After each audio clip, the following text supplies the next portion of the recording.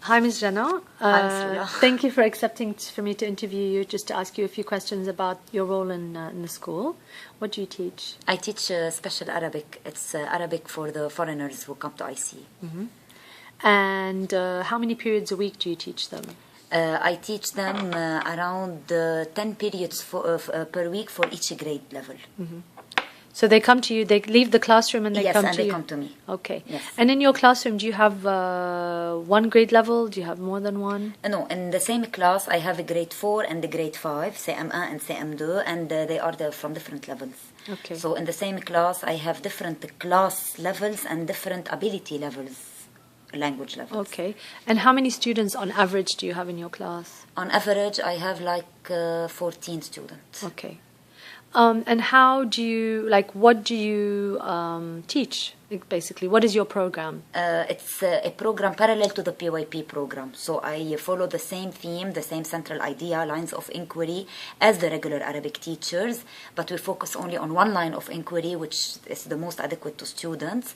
And inside the PYP, I integrate language like writing, spelling, grammar, everything, all the strands related to the planner, and I make sure that the writing, reading, comprehension are integrated in the planner, while spelling and grammar are mostly standalone. They are difficult to be integrated in the PYP planners. And you, when you say that you integrate within the PYP planner, based on the level, like the knowledge, the information is the same. How do you connect with the unit? Is it based on the content of what you're teaching, or is it on other levels? Basically, it's based on the content. Right. The same concepts, the same skills, the same central idea as the regular Arabic teachers. Okay. Do you find it difficult to work within the unit of inquiry, or to collaborate with the other teachers that teach the main language of instruction?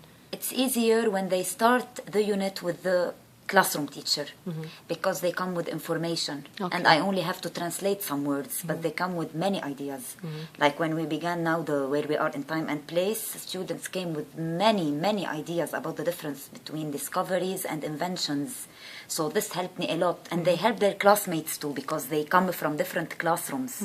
So it was really rich, and I just helped them translate some words into Arabic, and it was really very well done. Okay. How many languages do you speak? I speak 3 languages: English, French, and Arabic. And your mother tongue? Mother tongue Arabic. Okay. And then you studied French at school? At school. So English is your third language? Yes. Okay. And in the classroom, you have students that come from the English program and students that come from the French? Together? Together. Right. Yes. Do you sometimes have to use English or French to get a message across, or to get them to understand? Especially when it's related to the concepts. I usually teach through the mother tongue, because I want them to acquire this concept, which is easier for them. And I let them sometimes express themselves in the mother tongue. Right. Just to make sure that they understood the concept. Right. Once I make sure that they understood the concept, I shift to helping them and encouraging them using Arabic. Okay. And in terms of your class is naturally differentiated, because you have different abilities and different levels. So how do you cope with that? Do you need is it difficult? Is it challenging for you? Yes, it's very challenging.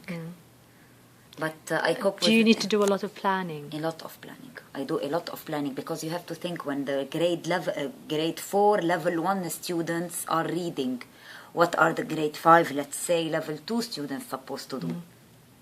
And when I'm teaching a grammar now, stand alone for the level 2 students, what are the level 3 and level 4 are supposed to do? Right. And when I'm explaining, I need to have a very strong classroom management to teach everybody what they are supposed to teach, and to help them achieve their goals, and at the same time helping them work quietly in class. Right. So this needs a lot of planning.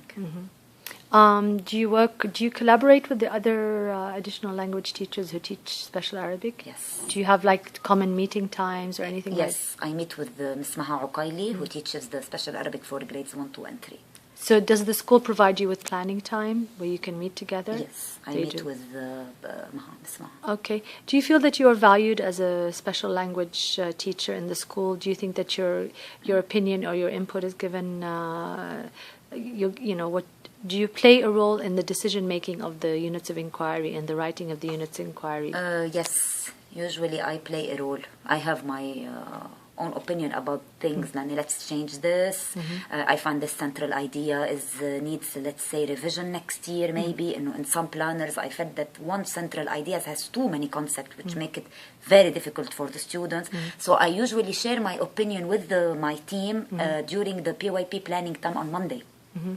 Great. And they take it into consideration, or at least we put a note that we should revise this next year. Okay, and what resources do you use to help you? What are the resources available to you? I use the internet, so much the sites, and the books. I benefit from the book fair every year, and I order books, and the school is giving me green light for every resource. And this is basically, and the special Arabic books that are in the libraries, I use them just as a resource, and I use so many stories, and the Lebanese books. But on the internet, you found resources? On the internet is basically like songs, YouTube. When I used to teach the Rawal Elementary past years, this is basically, or for example now inventions, and we're studying about the inventions and discoveries. I might go and put اكتشافات or injazat in YouTube and find out or pictures, whatever in this kind, not information, because usually the internet provides you with texts which are full of spelling mistakes. Really? And they are not usable. Okay. But now there is the library.org, I guess, www.library.org. It has so many nice stories, short stories, that I will make use of it next year. Okay, well, thank you so much for your time. Thank you for inviting me.